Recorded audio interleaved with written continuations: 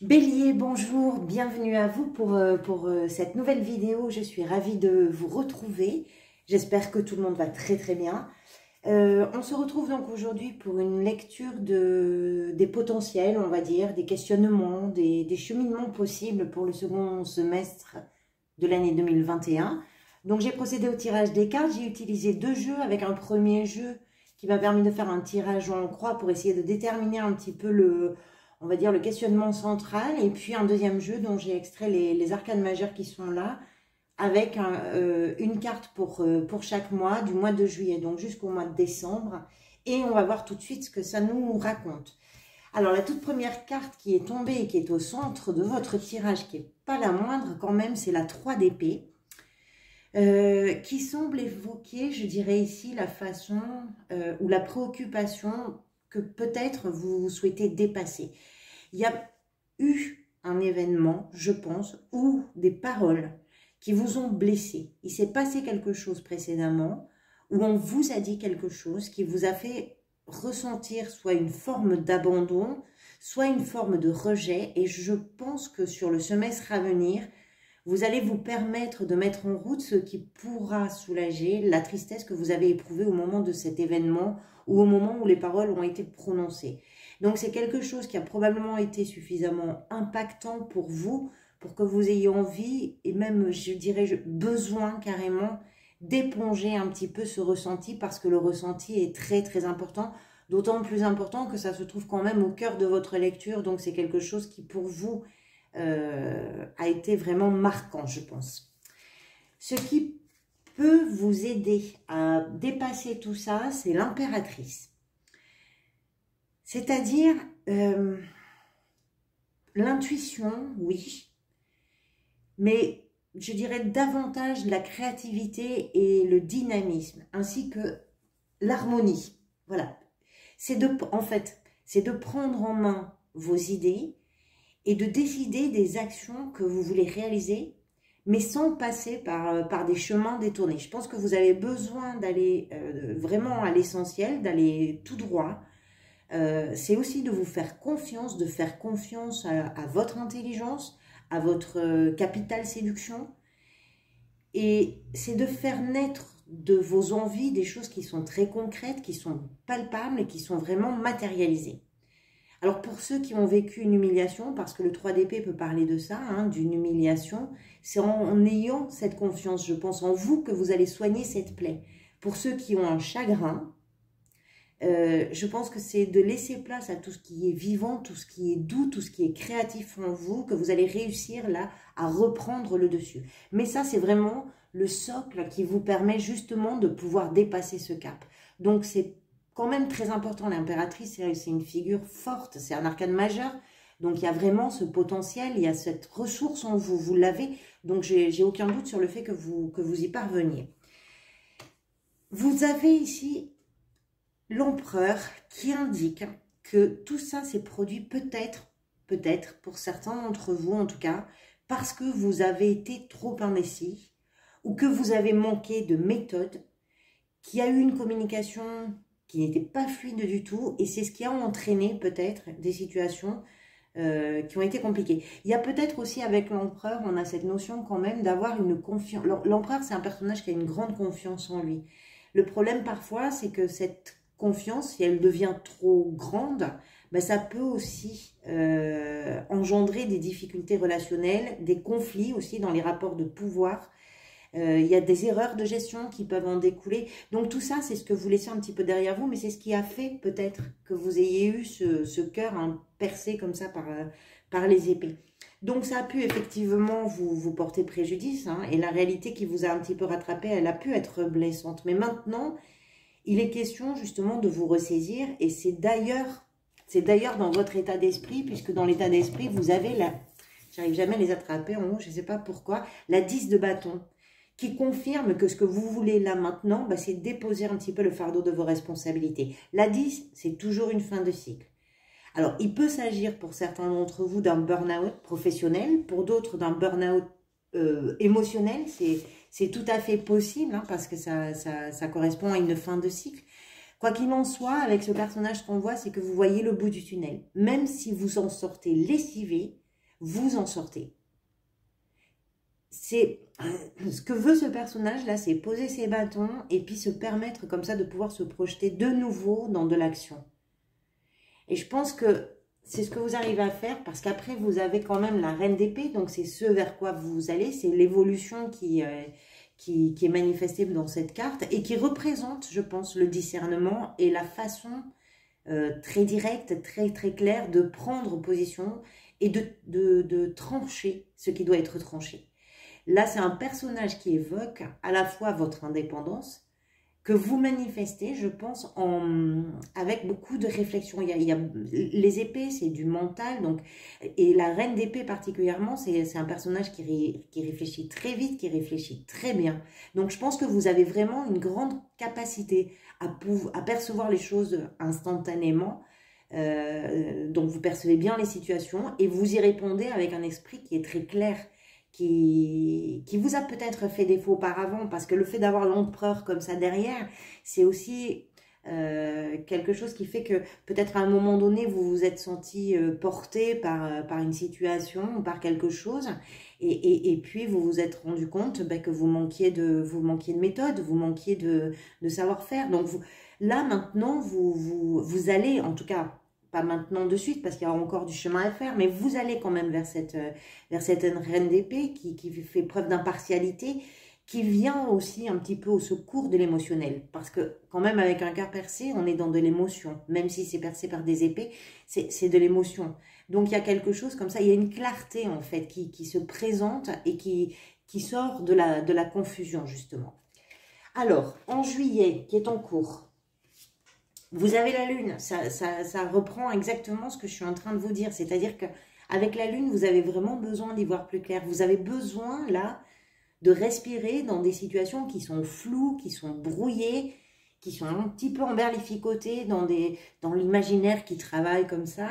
Donc, vous allez chercher en vous comment vous pouvez apaiser justement votre façon de penser, de réfléchir, pour trouver le calme nécessaire à l'évolution d'une situation. Parce qu'en juillet, c'est un peu tout flou, quoi. Il y a des choses qui sont un peu obscures, il y a des choses qui ne sont pas très rassurantes non plus. La lune parle aussi des angoisses qui sont possibles. Donc, mais ce sont des angoisses qu'on se crée finalement parce qu'on est dans une agitation, parce qu'on est pris dans des situations et qu'on n'arrive pas à faire le point, qu'on n'arrive pas à y voir plus clair. Ce qui fait qu'en août, vous avez le pendu. Donc, vous changez vos perspectives ou bien votre façon de voir les choses. Là, c'est peut-être aussi parce que la situation, elle se fige au mois d'août ou que quelque chose vient la figer un petit peu avant. Et ça vous permet là justement de pouvoir changer vos façons d'aborder les événements. Vous prenez du recul avec le pendu. Vous devez voir autrement maintenant. Et la vie justement vous offre cette opportunité de le faire. Je pense que vous sentez réellement en vous le besoin et la nécessité là de changer quelque chose dans votre façon de faire, quel que soit d'ailleurs le domaine concerné, parce que ça peut vraiment toucher tous les domaines de votre vie. Ça peut être professionnel, mais ça peut être également sentimental, ça peut être familial, je ne sais pas. Là, c'est à vous de voir comment ça répond pour vous, enfin comment ça résonne pour vous. Mais avec le pendu, vous avez ce temps d'arrêt. D'ailleurs, un peu plus loin, vous avez l'ermite. D'une certaine façon, il y a une sorte de nécessité là, au mois d'août, de justement prendre ce recul. Et la vie vous offre cette opportunité-là. Donc, je pense que vous la saisissez. Au mois de septembre, voilà, vous avez le monde. Une fois que vous prenez le recul et que vous réajustez un petit peu votre regard sur la question ou sur les questions concernées, ben vous arrivez à un autre niveau de conscience avec le monde. Là, c'est pour vous une porte qui s'ouvre et qui déverrouille, je pense, un petit peu la clé qui vous permet d'obtenir justement des satisfactions. Vous accédez à une réussite là. Et le monde, c'est aussi une carte qui parle de clôturer un chapitre. Donc, je ne peux pas parler de revanche, mais peut-être un petit pied de nez comme ça. Par rapport à ce qui vous a blessé, justement, ben là, c'est la preuve de vos capacités, cette carte. C'est la preuve de votre persévérance. Je pense que vous profitez d'un moment qui est positif, qui semble être aussi un virage pour vous permettre justement de mieux redémarrer. Parce qu'après le monde, on a la carte du fou, donc c'est quelqu'un qui s'élance dans l'inconnu. Le monde, c'est la fin des arcades majeures. C'est vraiment quelque chose que vous atteignez, des objectifs que vous atteignez. Il y a un succès qui est palpable, il y a une forme d'élévation. Donc, il y a vraiment quelque chose qui se termine pour vous permettre de démarrer quelque chose de nouveau en suivant. Donc, c'est pas une petite élévation. Mais on va le voir parce que là, vous avez la grande prêtresse à la fin, au mois de décembre. Donc, je pense qu'il y a pour vous, là, sur ce semestre, il y a quelque chose qui évolue, mais d'une façon très intuitive. Et c'est un travail intérieur que vous faites qui est très important. À propos de travail intérieur, vous avez l'ermite quand même, après le monde. Donc, ça correspond au mois d'octobre. Donc, l'ermite, je pense que vous avez vraiment besoin de trouver et de mettre du sens dans ce que vous avez traversé. Le monde clôt un chapitre important. Et vous prenez ce temps de retrait pour pouvoir comprendre ce qui s'est passé. Vous avez besoin d'analyser la situation, vous avez besoin d'analyser les événements, parce que c'est de cette compréhension que vous aurez de tout ce qui s'est passé, que vous ferez un petit peu la sagesse de l'expérience. Et vous avez peut-être besoin là d'asseoir un statut ou un rôle de référent, de guide peut-être. Alors je ne sais pas comment ça peut se positionner dans votre histoire, mais de quelqu'un qui est expérimenté.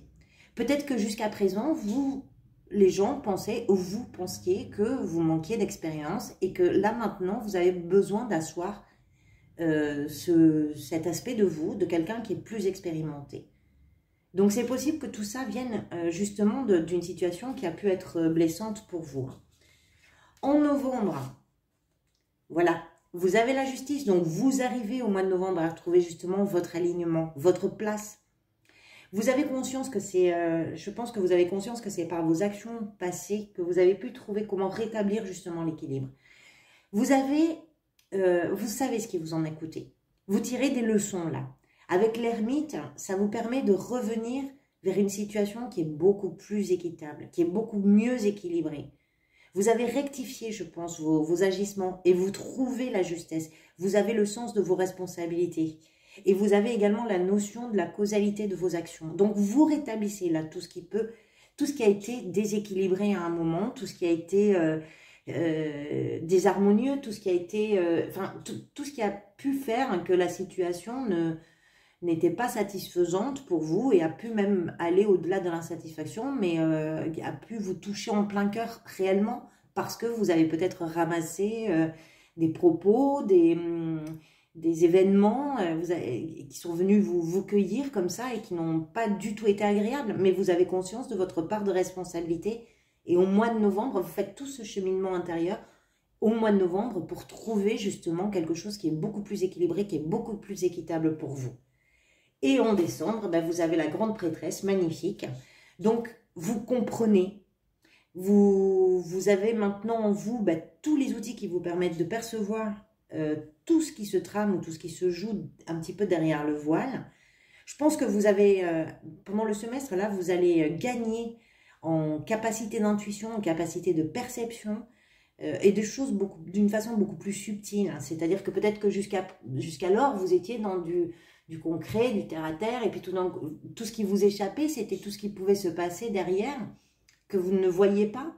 Il y avait quelque chose qui n'était pas accessible à votre niveau de conscience, et tout d'un coup là, votre conscience s'éveille différemment. Donc, ben, ça vous donne aussi confiance en vous, et vous trouvez les réponses. C'est comme si vous étiez guidé au mois de décembre. Peut-être que c'est l'ermite qui est en vous, là, tout d'un coup, qui devient votre guide à vous. Votre instinct, là, va vous tenir la main vraiment sur la fin du semestre. Et ça va vous permettre, justement, comme je vous disais, d'accéder à un autre niveau de conscience. Vous reliez parfaitement le spirituel au réel. Donc là, je pense que c'est une très belle ouverture. Et moi, je vous souhaite la bienvenue dans cette ouverture sur ce second semestre. Voilà, j'espère que cette lecture vous aura apporté des pistes de réflexion. Et si c'est le cas, j'en suis vraiment très heureuse. N'hésitez pas à votre tour à apporter quelque chose à la vidéo. J'ai démarré la chaîne il y a un mois à peu près, donc votre soutien est important. Ça me permet aussi de la développer. C'est rassurant aussi pour moi. Donc, n'hésitez pas à mettre un like, à mettre un commentaire, à vous abonner. Et quoi qu'il en soit, moi, je vous retrouverai pour les lectures mensuelles donc, du mois d'août. Voilà. Et en attendant, je vous souhaite un très, très bon mois de juillet et je vous dis à très bientôt.